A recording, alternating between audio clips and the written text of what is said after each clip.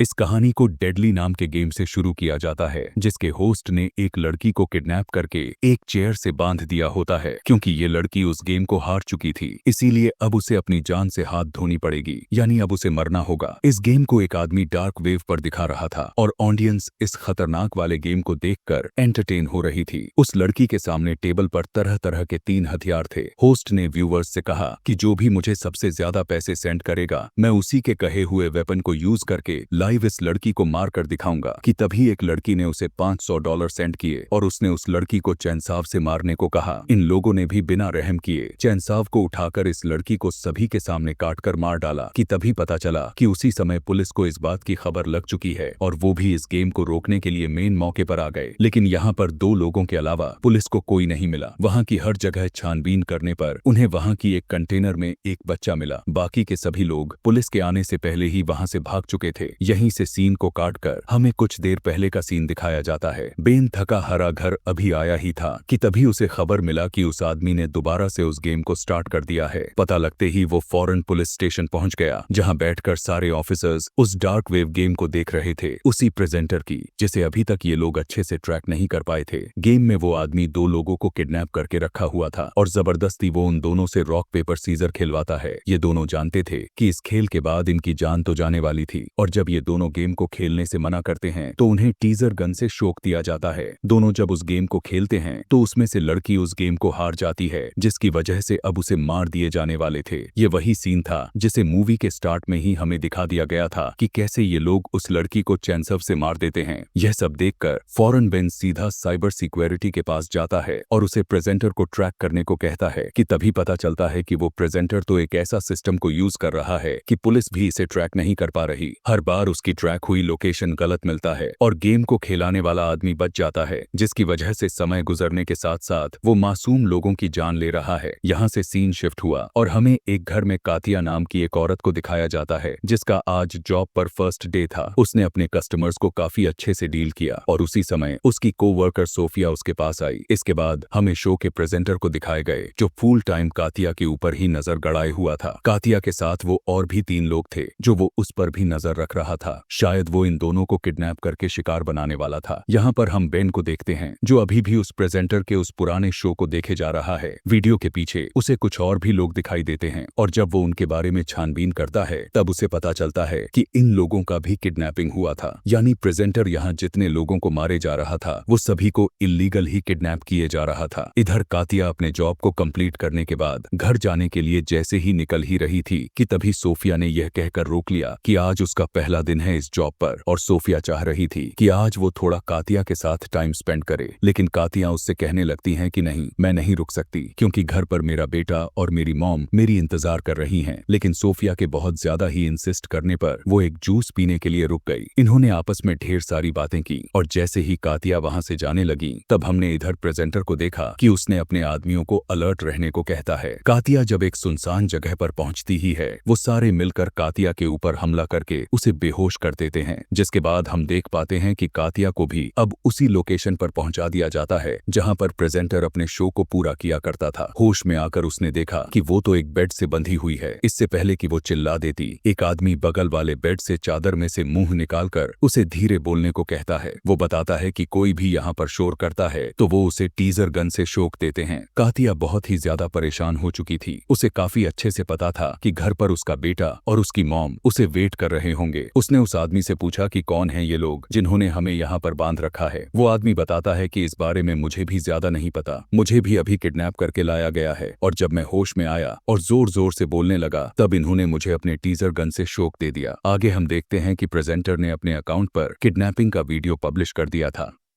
इस वीडियो को देखकर बेन बहुत ही ज्यादा गुस्से में आ गया और उसने अपनी टीम से कहने लगा कि इन सारे लोगों की इंफॉर्मेशन निकालो कि ये लोग कहां कहां काम करा करते थे और किन किन लोगों को किडनैप की गई है। बेन बहुत ही बुरी तरह से इस केस में फंस चुका था। कहीं पर भी उसे किसी भी तरह का सबूत उसके हाथ नहीं लगता था कि जाकर वो प्रेजेंटर को पकड़ पाए। लेकिन अब उसके दिमाग में इस केस को पूरा करने का एक आइडिया आता है। वो एक ऐसे कैदी के पास जाता है जिसे उसने ही अरेस्ट किया था एक डार्क वेव वाले केस में। दरअसल ये लड़का डार्क वेव वाले वाले आदमी को पकड़कर उसका मर्डर कर दिया था और डार्क वेव वाले लोगों को कैसे पकड़ना था ये उसे काफी अच्छे से आता था। बेन उसे उस शो में किडनैप हुए लोगों के पिक्चर को दिखाया और उसके बारे में बताता है। वो चाहता था कि ये कैदी उसकी मदद करे उस प्रेजेंटर को पकड़ने में, लेकिन बेन की उम्मीदें तोड़ चुका था, यह कहते हुए कि ये आदमी डार्क वेव का सबसे स्ट्रॉन्ग आदमी था, इसे पकड़ पाना नामुमकिन है। वो उसे बताता है कि ये जानता होगा कि इसके पीछे पहले से ही पुलिस पड़ी हुई है, इसीलिए वो हमेशा अपना बैकअप जरूर रखता होगा, जिसकी वजह से उसे पुलिस पकड़ नहीं पाएगी। जब वहां पर भी बेन की बात नहीं बनी, तब वापस आकर उसे पता चला कि प्रेजेंटर 2 और लोगों को किडनैप कर चुका था। वो अपने गेम को आगे की तरफ बढ़ाता ही जा रहा था और मासूम लोगों की जान को लेता जा रहा था और पुलिस उसके बारे में कुछ नहीं कर पा रही है। अगले सीन में प्रेजेंटर को दिखाया गया जो वो अपना शो भी शुरू कर दिया था। इस बार उसके शो में बहुत सारे कंटेस्टेंट्स होते हैं। उसने कातिया को भी उस गेम में बुलाया और सभी कंटेस्टेंट के सामने एक गन को रख दिया। उसने व्यूवर्स को बताया कि आज की गेम बहुत ही मजेदार होने वाली है। इस गन में सिर्फ एक ही गोली है और ये पूरे 6 कंटेस्टेंट हैं। जिसकी किस्मत खराब होगा वो यहाँ पर अपनी जान से हाथ धो बैठेगा। गेम स्टार्ट हो जाती है। सभी कंटेस्टेंट को बताया जाता है कि उन्हें अपने सर पर गन को रखकर सिर्फ उसके ट्रिगर को दबाना है। बारी बारी से सभी ट्रिगर दबाना शुरू कर दिया। कातिया जब गोली चलाती है तब उसकी दफा नहीं चलती, लेकिन जैसे ही एक दूसरे कंटेस्टेंट ने ट्रिगर को दबाया तो गोली चल गई और वो वहीं पर फौरन मारा गया। एक तीसरे कंटेस्टेंट पर गोली की जगह एक फ्लैग बाहर निकला था और उन्होंने बताया कि ये इंसान भी इस गेम को हार चुका है और इस तरह अब ये लोग अपने ऑडियंस के कहने के मुताबिक उसे मारने वाले थे। ऑडियंस में से दोबारा एक लड़की ने $500 सेंड किए और उस आदमी को ब्लीच देकर मारने को कहा। सबसे ज्यादा पैसे उसने दिया था तो इसीलिए बात को माना गया और उस आदमी को ब्लीच पीला दिया गया, जिससे उसके अंदर के सारे ऑर्गन्स खराब हो गए और वो घुट घुट कर मारा गया। अगले दिन न्यूज़पेपर में भी दिखाया जाता है कि वो प्रेजेंटर किस तरह लोगों को मारे जा रहा है, लेकिन पुलिस ने अभी तक कुछ नहीं किया और जब पुलिस को ये सॉल्व नहीं हो रहा था इसीलिए इस केस को FBI को सौंप दिया गया और ये चीज प्रेजेंटर को भी पता चल गई। प्रेजेंटर भी हर चीज को बहुत ही गौर से देखे जा रहा था। दूसरी तरफ कातिया के साथ एक और कैदी जिसका नाम साशा था। ये दोनों मिलकर प्लान बनाते हैं कि ये लोग यहाँ से किसी तरह करके भाग जाएंगे, क्योंकि ये दोनों यहाँ पर रहे तो इनका मरना तय है। साशा फैसला करता है कि वे लोग जब गेम के लिए उन्हें यहाँ पर लेने आएंगे तो ये उन्हें मारकर उनकी गन को छीन लेंगे और फिर यहाँ से निकल जाएंगे। इन दोनों की प्लानिंग प्रेजेंटर ने सुन चुका था, जिसके बाद वो कातिया को अपने ऑफिस में बुलाया और कातिया से कहने लगा कि क्या तुम्हें नहीं पता कि यहाँ पर बात करना मना है और तुमने बात करके रूल को तोड़ा है, जिसकी सजा अब मैं तुम्हें नहीं दूंगा बल्कि साथ वाली को दूंगा, ताकि तुम्हारी गिल्ट ऐसी फिर से गलती करने से कांप जाए। उसी समय स्क्रीन पर ये दोबारा से लाइव आ जाते हैं और जिस लड़की को प्रेजेंटर ने सजा देने थे सबके सामने लाइव उसके पैर पर जोर जोर से मारे जाते हैं।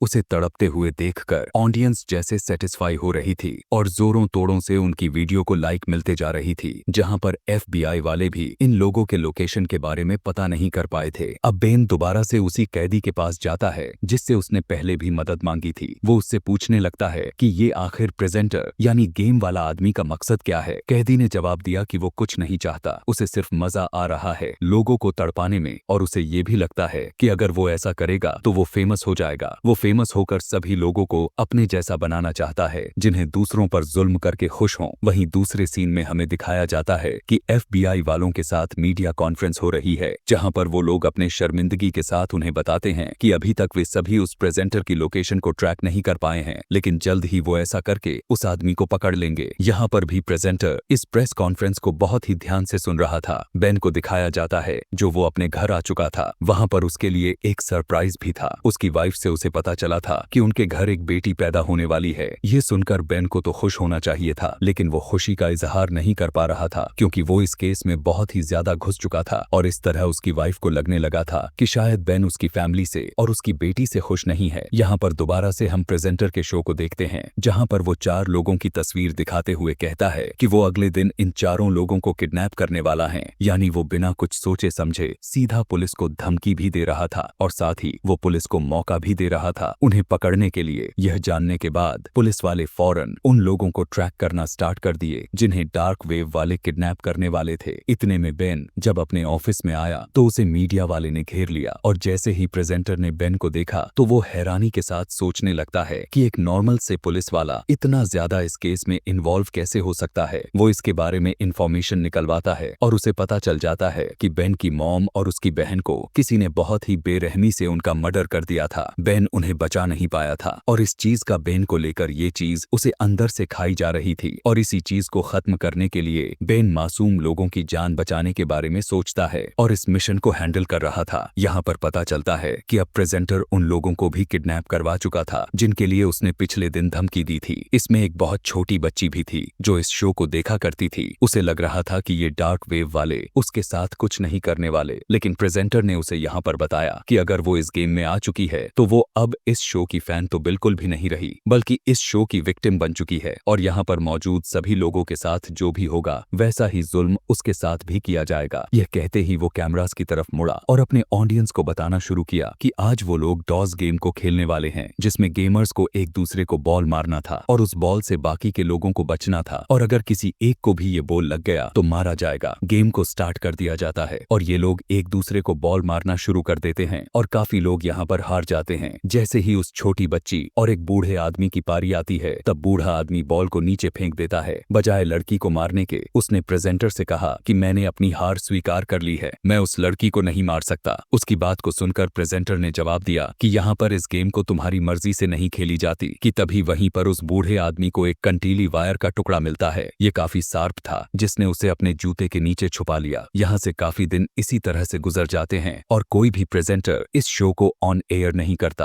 काफी दिन बाद जैसे ही उसका शो चालू हुआ तो बेन के साथ साथ सभी पुलिस ऑफिसर्स उस शो को देखने लग जाते हैं। अब क्योंकि प्रेजेंटर को बेन के बारे में पता चल चुका था तो वो बार बार शो में बेन का नाम ले रहा था। वो ये भी जान चुका था इस समय इस शो को पुलिस वाले देख रहे हैं अपने व्यूवर्स के साथ। वो पुलिस वाले को भी बताता है कि पिछले दिन उस बूढ़े आदमी ने अपना रूल को तोड़ दिया था जिसकी वजह से अब उन दोनों की जान जाएगी, लेकिन बेन यहाँ पर किसी एक की जान बचा सकता है। वो अगर चूज करके बताए कि किसको मारना है तो एक की जान बच सकती है वरना दोनों को मार दिया जाएगा। सभी लोग बेन को यह फैसला लेने से मना कर रहे थे, लेकिन प्रेजेंटर ने कहा कि अगर वो किसी एक को चूज नहीं करेगा तो ये दोनों के दोनों मारे जाएंगे। उनमें से एक की जान बचाने के लिए बेन फौरन से 2 नंबर वाले बटन को दबा दिया। सेकंड नंबर थी लड़की और उसे गन से शूट करके मार दिया गया। इतनी ही देर में पुलिस वाले उसकी लोकेशन पर पहुंच चुके थे, लेकिन वहां पर आने के बाद पता चला कि ये शो तो उस जगह पर हो ही नहीं रहा था जिस लोकेशन के बारे में उसे पता चला था। हंसते हुए प्रेजेंटर उसे बताया कि तुम्हारे साथ मैं गेम खेल रहा था, तुम मेरी लोकेशन तक पहुंच जाओ, मैं ऐसा हरगिज नहीं होने देने वाला, तुम्हें वो गलत लोकेशन मैंने ही बताई। यह कहते ही यहाँ पर शो को खत्म कर दिया जाता है। दूसरी तरफ हम उसी बूढ़े आदमी को देखते हैं जो अब वो उस लड़की की मौत का जिम्मेदार अपने आप को समझ रहा था, इसीलिए जो शार्प वायर को अपने जूते में छुपाई थी वो उसके जरिए अपनी नसें काट कर सुसाइड कर लेते हैं। यहाँ जिन्हें प्रिजनर बनाकर रखा हुआ था वो जैसे ही उस आदमी को मरा हुआ देखा तो उन्हें बहुत ही दुख हुआ। दूसरी तरफ दिखाया गया कि अब बेन भी काफी शोक में आ चुका था। वो अब मासूम लड़की की मौत का जिम्मेदार अपने आप को समझने लगा था। वो इस गिल्ट से बाहर निकलना चाहता था, कुछ करना चाहता था। इसीलिए जब वो ऑफिस के लिए निकलने लगा तो उसे अपने गेट पर एक पार्सल रिसीव हुआ। वो जानता था कि पार्सल किसी और का नहीं बल्कि उसी प्रेजेंटर की हो सकती है, क्योंकि वो बार बार जबरदस्ती बेन को इस गेम में घसीटना चाह रहा था। यहाँ पर हम देख पाते हैं कि प्रेजेंटर खुद कातिया के पास आया है। उसने कातिया को बताया कि आज तुम्हारी मौत का दिन है, अगर तुम चाहो तो तुम अपने छोटे लाइन से बात कर सकती हो। उसकी बात को सुनकर कातिया हैरान हो गई, क्योंकि छोटा लाइन वो अपने छोटे बेटे को कहा करती थी। लेकिन ये बात प्रेजेंटर को कैसे पता चला? उसे याद आया कि आखिरी बार इस बात को अपने कोवर्कर को बताई थी। खैर, अब प्रेजेंटर उसे ऑन एयर ले गया, जहाँ पर उसे पूछा गया कि तुम किसे याद कर रही हो। कातिया ने जवाब दिया कि मैं अपनी बेटे और अपनी कोवर्कर को याद कर रही हूँ। बेन को उसकी हिस्ट्री याद आ गई। बेन उसके बारे में इन्वेस्टिगेशन करवाई थी तो वो तो सिर्फ एक ही दिन जॉब पर गई थी। अगर उसने अपने कलीग का लिया है तो इसका मतलब ये बेन के लिए एक हिंट है, यानी जरूर उसकी कलीग भी इन सब में इन्वॉल्व है। इसीलिए वो फौरन उसके कलीग यानी सोफिया से मिलने जाता है, जहां पर पहले तो सोफिया उससे कोई नहीं बात करती, लेकिन फिर वो कुछ नोट लिखकर बेन को बताती है कि उसके बेटे को भी इन लोगों ने किडनैप किया है। कैमरास के जरिए प्रेजेंटर इन्हें देख सकता है। उसने जो सब कातिया के साथ किया वो करना उसकी मजबूरी बन चुकी थी। बेन उसे पूछता है कि तुम जब अपने बेटे की छुड़वाने के लिए गई तो उस टाइम तुम्हारा बेटा कहाँ था? सोफिया उसे वो जगह बता देती है। बेन को समझ आ चुकी थी जरूर प्रेजेंटर वहीं पर अपने शो को अंजाम देता होगा। बिना किसी को बताए वो उस जगह पहुंच गया। बेन ने जाने से पहले बैकअप पुलिस भी बुला ली थी। इतने ही देर में हमें शो के अंदर दिखाया जाता है कि जब सारे कंटेस्टेंट्स गेम को खेल रहे थे तो उन्हें गन्स दे दिए गए थे। इस बार सभी कंटेस्टेंट्स यह फैसला कर लिए थे कि इस बार हमें एक दूसरे को मारने के बजाय यहाँ के सभी सभी वर्कर को मारकर उन पर काबू पा लेंगे और उन्होंने फायर करना शुरू कर दी। जवाब में प्रेजेंटर के सिक्योरिटी गार्ड ने भी फायर किया और 2 गेमर्स उसी फायरिंग में मारे गए, लेकिन 3 ने यहाँ से भागने की काफी अच्छी कोशिश की, जिसमें कातिया भी थी। कातिया के साथ उसका एक साथी साशा जब बाहर निकल रहा था तो उसे एक गार्ड ने पकड़ लिया। कातिया उसे बचाने के लिए रुकी, लेकिन साशा ने कहा, तुम भागो, तुम यहाँ से निकल जाओ और पुलिस को यहाँ की लोकेशन के बारे में इंफॉर्मेशन दो। वो यहाँ से निकलने ही वाली थी, लेकिन इतनी ही देर में बेन उसे टकरा गया। कातिया को घबराए हुए देखकर उसने कातिया को तसल्ली देते हुए कहा कि अभी यहाँ पर बैकअप पुलिस भी आती ही होगी और अब सब नॉर्मल हो जाएगा। इसके बाद कातिया को कहीं पर छुपाकर आगे की तरफ बढ़ने लगता है। प्रेजेंटर इस टाइम एक रूम के अंदर बैठा हुआ था। उसे देखकर प्रेजेंटर ने उससे कहा कि अगर तुम्हारे पास हिम्मत है तो चलाओ मुझ पर गोली। बेन यहाँ पर जरा सा भी नहीं सोचा और फौरन उसे शूट करके मार दिया। उसके पास जाकर जैसे ही उसने उसका मास्क उतारने पर उसे पता चला कि यहाँ पर प्रेजेंटर तो था ही नहीं, बल्कि उसकी जगह पर कोई मासूम लड़की को जाल में फंसाया गया था, जिसकी जान अब बेन ने ले चुकी है और प्रेजेंटर उसके आने से पहले ही यहाँ से निकल चुका था। यह सब लाइव चल रहा था और इस चीज को देखकर शो के व्यूअर्स हंसना शुरू कर देते हैं और बेन का बहुत ही ज्यादा मजाक बन चुका था। कुछ देर के बाद यहाँ पर पुलिस आकर कातिया को रेस्क्यू कर लिया था, लेकिन यहाँ पर भी इन्हें कोई नहीं मिला था। बाहर प्रेजेंटर की वाइफ उसका इंतजार कर रही थी। प्रेजेंटर गाड़ी में बैठा और गाड़ी चलाकर उसकी वाइफ यहाँ से कहीं दूर चली गई। यहीं पर हमें पता चला कि प्रेजेंटर की वाइफ कोई और नहीं बल्कि सोफिया ही थी और सोफिया ने ही बेन को फंसाने की पूरी प्लानिंग की थी। कहानी के लास्ट सीन में हमें प्रेजेंटर को दोबारा से दिखाया जाता है, जो आज ऑन एयर आया था। उसने सबको बताया कि वो जल्द ही सीजन 2 लेकर आने वाला है इसी शो का। उसकी इस बात को सुनकर उसकी व्यूअर्स बहुत ही ज्यादा एक्साइटेड हुए और पुलिस के लिए एक नया चैलेंज बनकर रह जाता है और यहीं पर ये मूवी की दी एंड हो जाती है।